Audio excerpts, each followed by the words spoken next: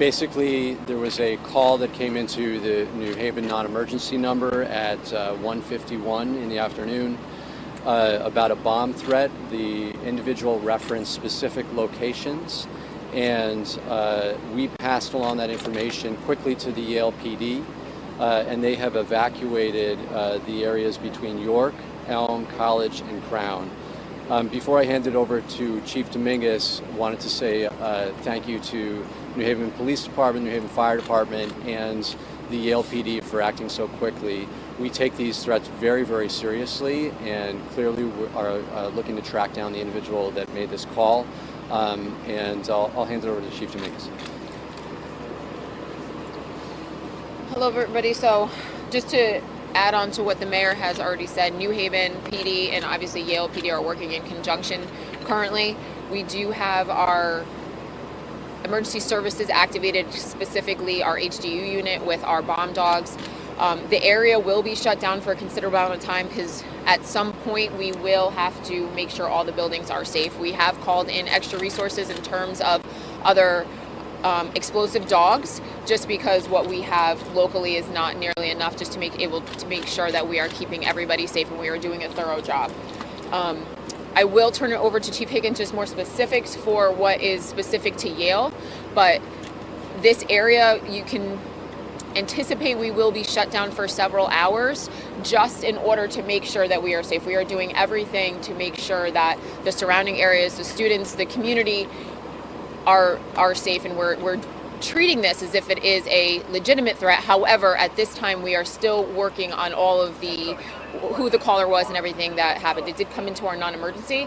Our PSAP did a fantastic job trying to get as much information and keeping the individual on the phone as long as we possibly could so that we can get as much information to be able to give to both detective divisions and to both police departments.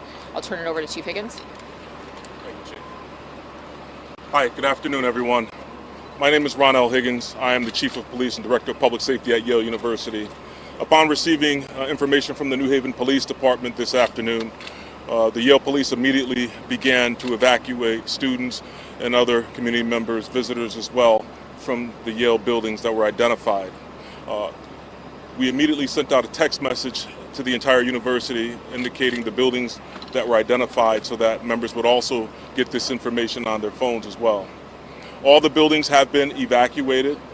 Students and others have been moved to locations indoors. Initially they were outdoors staging on the New Haven Green and other open spaces. They're now in locations around the campus so they can be warm, make calls, do what they need to do. This is an ongoing investigation. We are thankful for our partnership with the New Haven Police Department and the City of New Haven. Thank you, Mayor. Thank you, Chief Alston, and your team as well. I've also been in contact with Commissioner Jim Ravella of the Connecticut State Police, who is also sending resources into New Haven as well to assist with this endeavor. I wish I had it right now, but pretty soon the university is going to be posting information on a website which will provide updates to the media and anyone else. Thank you. Chief Dominguez, do you have any information as to the number of buildings that have been cleared, given the all clear, or we still don't know that yet? No buildings have been given the all clear. It's still an active investigation. We do have the number. We do have the buildings that was given to Yale that we have evacuated. So at this time, we're still very actively investigating, and nothing has been cleared yet. And how many buildings have been evacuated? And which buildings? Yeah, I can speak to that. 1 second here. I heard you say all buildings ended up being evacuated, but 7 may have potentially had a bomb had the threat. Let me be more specific. First and foremost, the website that you'll be able to get information from is emergency.yale.edu. That's emergency.yale.edu. The buildings that were identified were the University Theater, Jonathan Edwards, Yale Art Gallery, Vanderbilt Hall, Bingham Hall, Welch Hall, and Grace Hopper. And what time did you get the call, or what time did the police non-emergency? We received the call from New Haven just after 2 p.m. this afternoon. And roughly how many people have been evacuated from all those buildings? Do you have a rough count? I don't have a rough count of how many people have been evacuated, but as you can imagine, some of these are residential college dormitories, so there's several hundred students that live in a residential college dormitory. Just to be clear, 7 buildings actually had the threat, but you said before all buildings were evacuated. Is that still?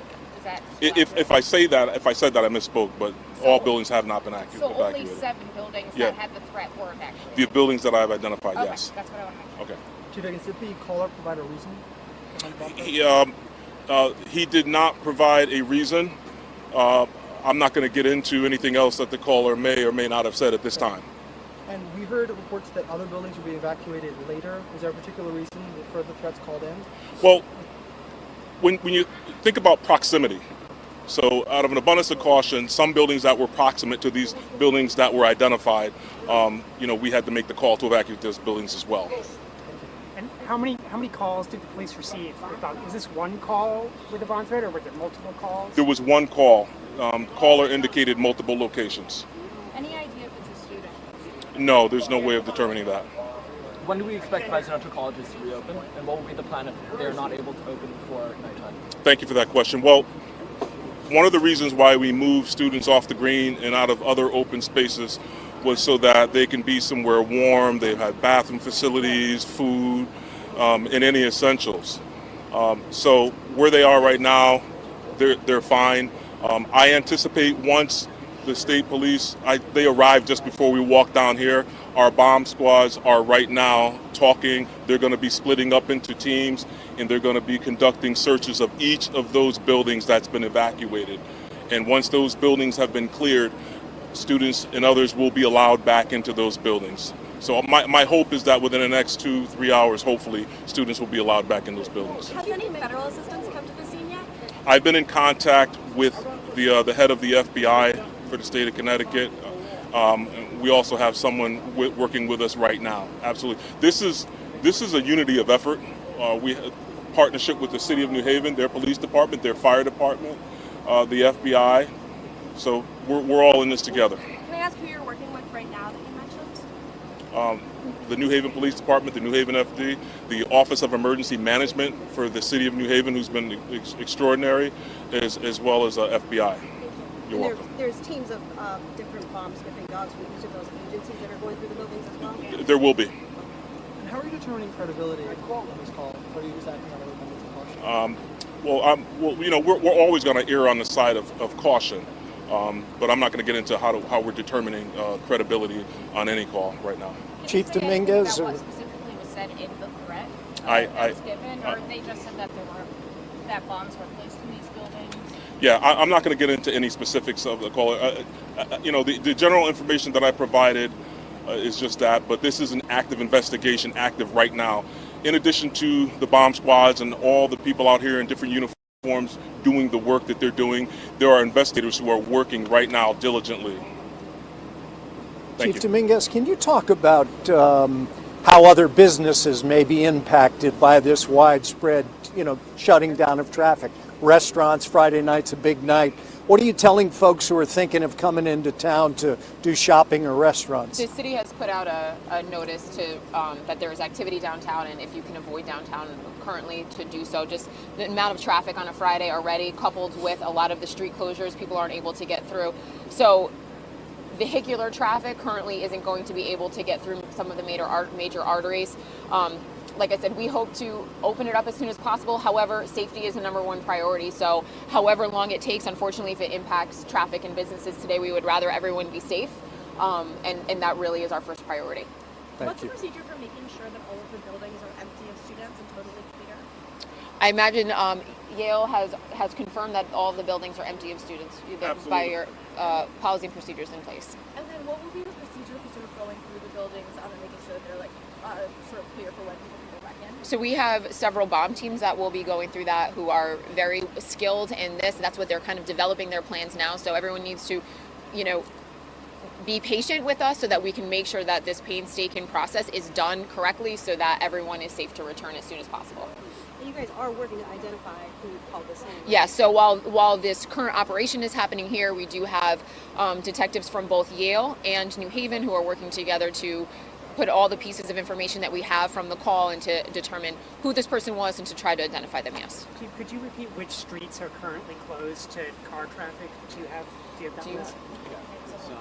Thank you, Mayor.